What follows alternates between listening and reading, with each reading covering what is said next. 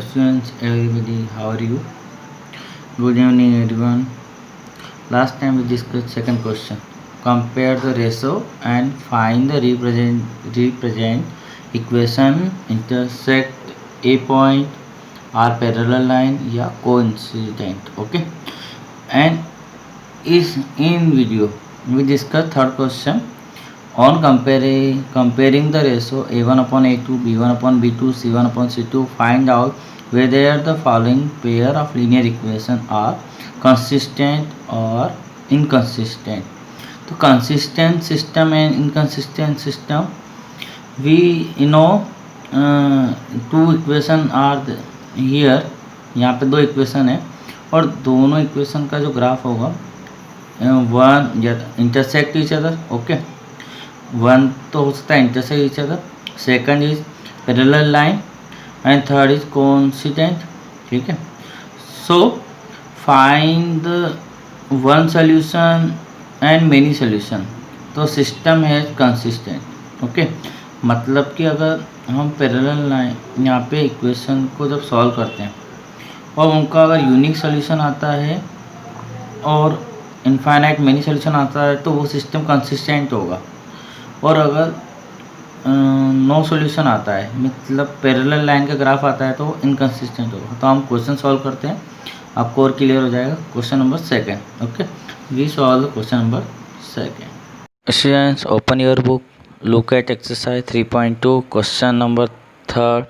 Second part is here. 2x minus 3y equal to 8 and 4x minus 6y equal to 9. Okay, so firstly we change the equation according to general form. Okay, general form is a1x plus b1y plus c1 equal to 0. मतलब कि c1 के equal 0 रहेगा, last में 0 होना चाहिए. तो c1 आपका left side में आएगा. तो यहाँ पे जो लास्ट में वो 0 नहीं है, 8 है.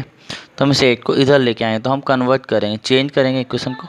तो we write the 2x minus 3y equal to 8, 2x minus 3y and 8 come to left side. So positive to negative minus 8 equal to 0. Okay, next equation है आगे. 4x minus 6y equal to 9. So 9 come to left side, so negative, so minus 9 equal to 0. So equation 1 is here, equation 2 is here. Compare with a1x plus b1y plus c1 equal to 0 and a2x plus b2y plus c2 equal to 0. Okay, so here a1 is 2 because coefficient of first equation x, coefficient of x in first equation 2, so a1 2. Coefficient of first equation y minus 3, so minus 3 and c1 is minus 8. Okay, अगर minus होगा तो उसको number के साथ लेना है, minus 8. Next a2 equal to 4, b2 equal to minus 6, c2 equal to minus 9. Okay, c2 equal to minus 9. Here it is 9, minus 9. Okay, and next we find the a1 upon a2. 2 by 4, a1 is 2 and a2 is 4, so 2 by 4 and cut, 2 1 ja 2 and 2 2 ja 4, so 1 by 2 is here.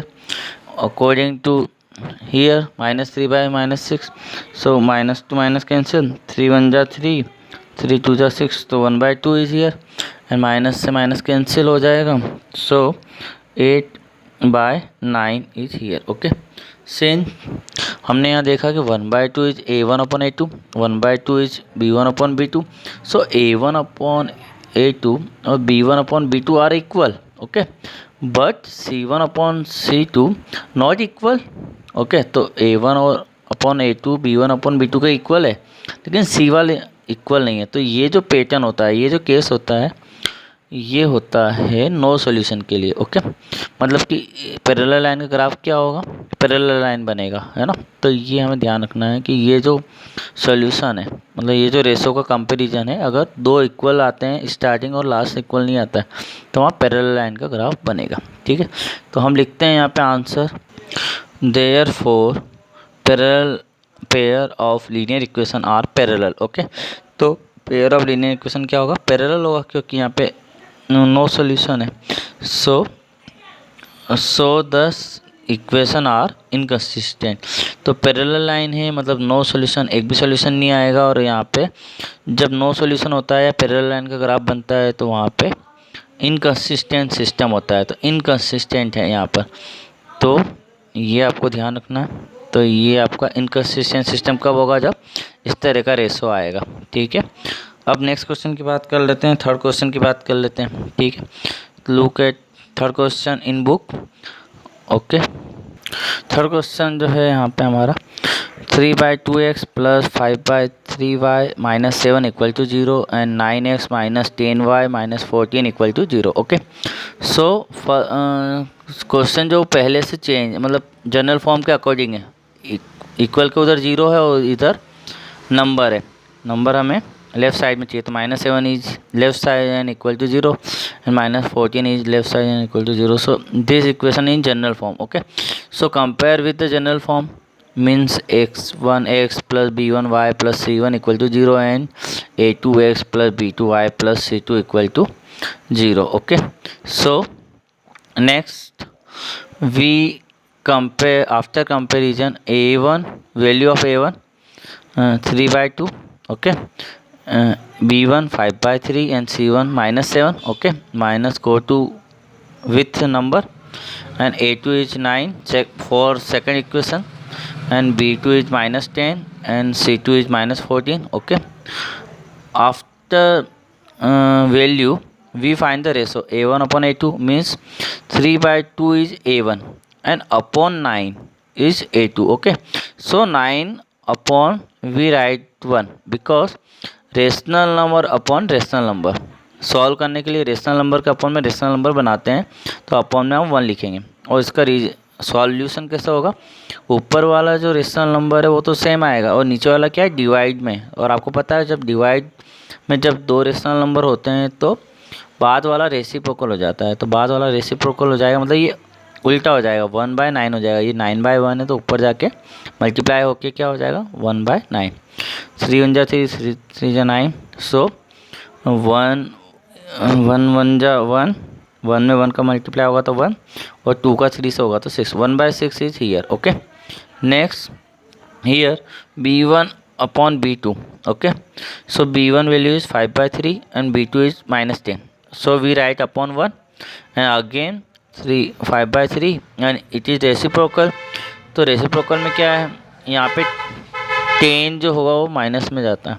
तो 10 को minus ना लेते हो, minus को हम ऊपर ले सकते हैं, मतलब माइनस को वहीं रखा, केवल हमने नंबर को रेसिप्रोकल किया है। तो माइनस तो ऊपर ही रहा, बस ये 10/1 है तो ये क्या हो गया 1/10 हो गया। ठीक है, सो -1 5 से कट किया 10 को तो 5 1 जा 5। ओके, एंड 5 2 जा 10, हियर 5 2 जा 10। सो -1 and 1 -1 and 3 into 2 6. Okay, next we find the c1 upon c2. c1 upon c2, say -7 by -14, minus cancel. So next time 7 1 ja 7, 7 2 ja 14, so 1/2. Here we know that a1 upon a2 value is 1/6, b1 upon b2 is value is -1/6. So first 2 ratio not equal. Okay, पहले 2 ratio वो क्या है, equal नहीं है, तो third को compare करने की आवश्यकता ही नहीं है। जब पहले 2 इक्वल होंगे तभी तो तीसरा देखेंगे। तो first 2 are not equal. Okay, तो लिखते हैं हम, so a1 upon a2 not equal to b1 upon b2. Okay, तो right the answer, there for the pair of linear equation has unique solution, it means single solution. Okay, तो जब भी pair first और second pair equal नहीं होता है तो वहाँ पे क्या होता है, यूनिक सोल्यूशन होता है। तो यूनिक सोल्यूशन है मतलब यहाँ पे जो लाइन होगा वो क्या होगा, इंटरसेक्टिंग वाला ग्राफ बनेगा। ओके, तो unique solution, so line equation are consistent. Okay, तो कंसिस्टेंट होगी यहाँ पे इक्वेशन, तो ये आप यूनिक सोल्यूशन के अकॉर्डिंग कंसिस्टेंट लिख सकते हो। ओके स्टूडेंट्स, और यहाँ पे अगर आप ये भी लिख सकते हो आंसर में, there for the pair of linear equation has intersecting lines. Okay, so the equation are consistent. Graph question number 4 is here. 5x minus 3y equal to 11, and next is minus 10x plus 6y equal to minus 22. Okay, so firstly we convert equation in general form. So 11 come to left side in positive to negative. Okay, so here minus 11 equal to 0, and next equal to minus 22, so come to left side, so positive, so minus 10x plus 6y plus 22 equal to 0. So equation in general form. Okay, so compare with general form. A1x plus b1y plus c1 equal to 0, and a2x plus b2y plus c2 equal to 0. So a1 equal to 5 and b1 equal to minus 3, because minus is here, and minus 11 is c1, minus 10 is a2, b2 is 6, and c2 is 22. Okay, we find a1 upon a2 ratio. So 5 by minus 10, minus go to in top side, क्योंकि denominator कभी भी minus में नहीं रहता, तो उसको हमें ऊपर ले जाना है, तो हम ऊपर ले गए, तो 5/2 और 5 मतलब 5/10, सो इसको हमने कट किया, तो माइनस 1/2. इसी तरीके से 1 b1 अपन b2 है, तो यहाँ पे माइनस 3/6 है, इसको कट करेंगे 3 से, तो आंसर आएगा माइनस 1/2. इसी तरह से c1 upon c2 minus 11 upon 22, so cut करेंगे तो minus 1/2. Okay, so here all the ratio are equal, यहाँ पे सारे रेशो इक्वल है. Since a1 upon a2 equal to b1 upon b2 equal to c1 upon c2, तो जब तीनों ही equal है तो वहाँ पे इनफाइनाइट मेनी सोल्यूशन होंगे. तो जब मेनी सोल्यूशन होंगे तो आंसर लिखेंगे there for the given linear equation are coincident line when the equations are consistent. तो यहाँ पे कोइंसिडेंट लाइन का मतलब ये होता है कि मेनी सोल्यूशन होंगे. ठीक है, तो यहाँ पे कंसिस्टेंट कब होगा, इसकी जो मेन प्रॉपर्टी है कंसिस्टेंट कब होगा, तो कंसिस्टेंट होगा जब आपका या तो वन सोल्यूशन आ जाए या फिर मेनी सोल्यूशन आ जाए. तो मेनी भी आ जाए या वन भी आ जाए तो कंसिस्टेंट है, और अगर नो सोल्यूशन आए तो इनकंसिस्टेंट है. ओके, तो आपको याद रखना है कोई भी सोल्यूशन नहीं आता है तो इनकंसिस्टेंट है, और सॉल्यूशन आता है चाहे वो वन आए या मेनी आए तो कंसिस्टेंट है. ओके स्टूडेंट्स, तो हमने तीनों तरह के क्वेश्चन कर लिए हैं. एक मेनी के लिए किया था, फर्स्ट वाला तो नो सॉल्यूशन के लिए किया था पैरेलल लाइन का, जिसमें इनकंसिस्टेंट आया. उसके बाद के दो क्वेश्चन में हमने कंसिस्टेंट किया यूनिक सॉल्यूशन, और ये वाला था मेनी सॉल्यूशन वाला. ठीक है, अब हम क्वेश्चन नंबर 4 की तरफ आते हैं. Question number 4 is here,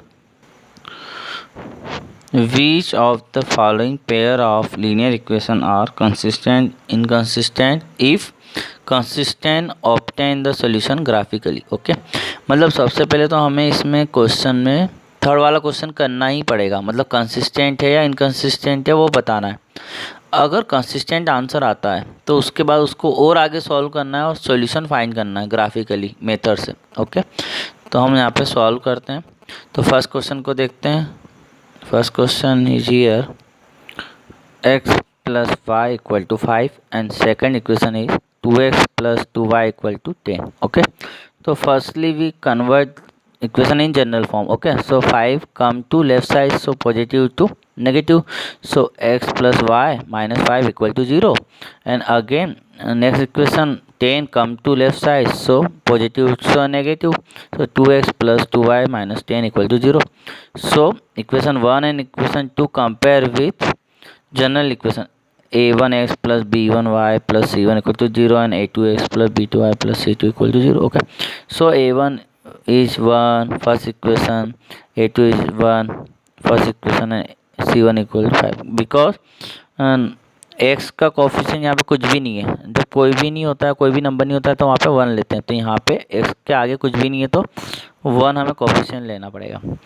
a2 की वैल्यू क्या है 2, b2 की 2, और c2 is minus 10. Okay, after value we find the ratio a1 upon a2 मतलब 1/2, b1 upon b2 means 1/2, and c1 upon c2 minus 5 by minus 10, so minus to minus cancel, 5 1 जा 5, 5 2 जा 10, so 1/2 is here. So all the three ratio are equal. Okay, तो यहाँ पे सारे ratio equal हैं. तो हम देखते हैं answer. So a1 upon a2, b1 upon b2 and c1 upon c2, all three ratios are equal. So therefore the given linear equation are coincident. Okay, coincident lines मतलब कि एक दूसरे के ऊपर एक ही लाइन बनाएंगे, दोनों एक ही लाइन पर, जैसे आपकी ये लाइन है फर्स्ट, तो दूसरी लाइन भी इसी के ऊपर है, बिल्कुल एक दूसरे के ऊपर है, दोनों मिलकर एक ही लाइन बनाएंगे, तो वो होंगे कोइंसिडेंट लाइन प्रेजेंट करते हैं। तो लाइन लीनियर इक्वेशन कौन सी लाइन बताते हैं? कोइंसिडेंट लाइन बताते हैं। सो इक्वेशन है आर कंसिस्टेंट्स। तो कंसिस्टेंट कब होगा? जब मेनी सोल्यूशन आएगा। ठीक है, तो यहाँ पे मेनी सोल्यूशन आ रहा है क्योंकि हर पॉइंट पे इंटरसेक्ट कर रही है ना। ए पॉइंट पे करते तो यूनिक सोल्यूशन, लेकिन सारे पॉइंट पर एक दूसरे को इंटरसेक्ट कर रही है क्योंकि दोनों मिलकर एक ही लाइन बन रही है, तो मेनी सोल्यूशन आ रहे हैं। तो यहाँ पे मेनी सोल्यूशन के लिए ग्राफ बनता है कोइंसिडेंट वाला, और आंसर लिखकर आप जब जानते हैं कंसिस्टेंट होगा तो हमें इसको सोल्यूशन फाइंड करना है। तो ग्राफिकली सोल्यूशन से हम उसको सॉल्व करते हैं। तो देखते हैं क्वेश्चन को सॉल्व करते हैं। इक्वेशन 1 बाय इक्वेशन 1, तो x plus y minus 5 equal to 0। Equation 1 is here. First point let x equal to 0, हम कुछ भी ले सकते हैं, 3 पॉइंट से ग्राफ बनता है, तो हमने x इक्वल टू 0 लिया। So put the value of x, so 0 plus y minus 5 and y 5 go to other side, so y equal to 5 minus से उधर जाके प्लस बनेगा राइट साइड में, तो y equal to 5। Second point is let x equal to 2, so put the value x 2 plus y minus 5, so one number is positive and one is negative, so we subtract them. So 5 minus 2 means 3 and greater number is minus, so minus 3 go to other side, so positive, so y equal to 3. Okay, next third point is here, we let the x equal to 5, put the value x 5 cut by 5, so 5 से 5 cut होगा तो y की value क्या आई? 0। तो draw the number table number 1 x and y। So x की value 0 है तो y 5, y की वैल्यू है, x की वैल्यू 2 है तो y की वैल्यू 3 आई है, और x की वैल्यू हमने जब 5 ली तो y की वैल्यू 0 आई है। तो ये हमारी टेबल 1 कंप्लीट हो गई। ठीक है, अब हम टेबल 2 बनाते हैं इक्वेशन 2 से। For equation 2 2x plus 2y minus 10 equal to 0। So firstly let x equal to 1। Okay, तो put the value x equal to 1, so 2 into 1 2y minus 10 equal to 0, so 2 plus 2y minus 10, so 2 and minus 10, तो subtract them, so 8 and greater number is minus, so minus 8 go to other side, so positive 8 and 2 go to up side, upon में जाएगा क्योंकि multiply में है, तो 2 से 8 cancel होगा तो y equal to 4। Okay, next point के लिए x की वैल्यू हमने 2 ली है, so x 2 into 2 4 2y minus 10 and 2y, so 4 and 10 minus 6, greater number is minus, so 6 go to other side is positive, so 2 go to up side, upon में आएगा और 2 से कैंसिल होगा तो y equal to 3। Okay, and next point third here, third y x equal to 5। Okay, so 2x plus 2y minus 10, so put the value x 2 into 5, so 10 plus 2y plus minus 10, minus and plus 10 go cut by. Okay, तो ये दोनों cut हो जाएंगे तो y 2y equal to 0 and 2 go to upon 0 upon 2 and we know date अगर कोई भी number नीचे होता है तो उसका आंसर 0 आएगा, तो y की वैल्यू 0 है। तो यहाँ पे 1 के लिए 4 आई है y की वैल्यू, 2 के लिए 3 आई है और 5 के लिए हमारी y की वैल्यू 0 आई। तो ये हमने टेबल 2 बना ली जो वैल्यू फाइंड की उसके अकॉर्डिंग। ओके, तो जब भी आपका ग्राफ अगर कोइंसिडेंट हो तो वहाँ पे हमें यूनिक सोल्यूशन निकालने की ज़रूरत नहीं, मतलब कॉमन सोल्यूशन जो हमने पहले बात की थी ना कि जब हमारे ग्राफिकल मेथड सॉल्व करते हैं तो कॉमन सोल्यूशन निकालते, तो यहाँ पे कॉमन सोल्यूशन निकलेगा ही नहीं क्योंकि तीनों रेशो इक्वल आए हैं। तो तीनों रेशो इक्वल आए तो उसमें आप कोई से भी पॉइंट लेके आप निकाल सकते हो। ठीक है, तो कोई प्रॉब्लम नहीं आएगी। तो ये हमने सॉल्व कर लिया है। अब हम आगे बढ़ते हैं, के लिए ग्राफ बनाते हैं। तो यहाँ पे हमें पता है कि फर्स्ट इक्वेशन के लिए हमारा ए पॉइंट जो था वो x की वैल्यू 0 और y की वैल्यू 5 थी, तो यहाँ पे ए पॉइंट आया, x की वैल्यू 0 है और y की वैल्यू 5। तो सबसे पहले तो आपको पता है ग्राफ में क्या करना है कि ग्राफ में एक एक्सिस और वाई एक्सिस बनानी है। एक्सिस और वाई एक्सिस बनाने के बाद एक्सिस वाई एक्सिस आप बना लेते हो तो उसके बाद नंबरिंग करनी है। तो नंबरिंग यहाँ पे हम जानते हैं कि मैक्सिमम वैल्यू जो है वो एक्स की भी 5 है और वाई की भी 5 है। दोनों इक्वेशन में टेबल आप देखोगे तो एक्स की वैल्यू सबसे ज़्यादा 5 है और वाई की वैल्यू भी 5 है। तो 1 यूनिट की स्केल ले सकते हैं, तो हमने 1 big box square equal to 1 unit ले लिया and on both the axis कर लिया है। तो यहाँ पे 1 यूनिट वाई एक्सिस के लिए हमने स्केल ली और 1 यूनिट एक्स के लिए लिए। तो नंबरिंग करने के बाद प्लॉट करेंगे पॉइंट को। तो फर्स्ट पॉइंट आपका क्या है, एक्स की वैल्यू 0 के लिए वाई की वैल्यू 5 आई थी, तो आपका ए पॉइंट आ गया। फिर टेबल 1 में दूसरा पॉइंट क्या था, एक्स की वैल्यू 2 है और वाई की वैल्यू 3 है, तो आपका बी पॉइंट आ गया। फिर एक्स की वैल्यू 5 थी और वाई की वैल्यू 0, तो ये सी पॉइंट आ गया। फिर हमने इस ए बी सी पॉइंट को जो कनेक्ट किया तो हमारी लाइन आ गई। तो आपकी फर्स्ट इक्वेशन की लाइन है x plus y equal to 5। इसके बाद नेक्स्ट इक्वेशन में हमने फर्स्ट पॉइंट लिया था x की वैल्यू 1, तो y की वैल्यू का आंसर आया 4, तो प्लॉट p पॉइंट कर दिया। उसके बाद x की वैल्यू 2 के लिए पॉइंट मतलब वही y की वैल्यू 3 आई थी, तो प्लॉट b जो है वही q बताएगा। उसके बाद सी पॉइंट पे हमने सेकेंड इक्वेशन पे भी x की वैल्यू 5 के लिए y की वैल्यू 0 थी, तो वही r बताएगा। तो p q r को ज्वाइन करेंगे तो वही लाइन, तो दोनों लाइन एक ही लाइन को बता रहे हैं। तो यहाँ पे हर पॉइंट पर वो इंटरसेक्ट कर रहे हैं, तो इनफाइनाइट मेनी सोल्यूशन है। तो इनफाइनाइट मेनी सोल्यूशन है, तो ये हमारा ग्राफ हो गया है कोइंसिडेंट लाइन के लिए। अब हम आंसर लिखते हैं, ठीक है। तो आंसर लिखेंगे Therefore, the graph of linear equation are coincident lines which overlap each other, okay, and it has infinite many solution। तो यहाँ पे हर पॉइंट पे इंटरसेक्ट कर रही है, तो infinite many solution. Solution are, solution लिख सकते हैं हम 3-4 सोल्यूशन लिखना है। तो जैसे एक्स की वैल्यू 5 थी तो वाई की वैल्यू 0, तो 5 0, एक्स की वैल्यू 2 है तो वाई की वैल्यू 3 है, तो 2 3 1 4 और जितने भी पॉइंट आए वो सारे पॉइंट आप यहाँ पे लिख सकते हो इनफाइनाइट मेनी डेट कर दिया है हमने। तो ये आपका उस ग्राफ का हो गया। उसके बाद सेकंड क्वेश्चन आप इनकन्सिस्टेंट प्रूफ कर देंगे, जो हमने पहले कंसिस्टेंट वाले क्वेश्चन किए थे उसके अकॉर्डिंग। थर्ड क्वेश्चन में कंसिस्टेंट आएगा, यूनिक सोल्यूशन वाला क्वेश्चन हमने किया था कंसिस्टेंट वाला। थर्ड क्वेश्चन उसी तरह का है, वो आपको करना है। और उसका जो ग्राफिकल मेथड है वो आपने प्रीवियस वीडियो में फर्स्ट क्वेश्चन किया था जिसमें इंटरसेक्टिंग लाइन का ग्राफ आता है, तो वो आपको करना है। तो थर्ड क्वेश्चन आपको करना है। उसके बाद फोर्थ क्वेश्चन वापस से इनकन्सिस्टेंट वाला है ना, नो सॉल्यूशन के लिए पैरेलल लाइन के लिए, वो आपको करना है। तो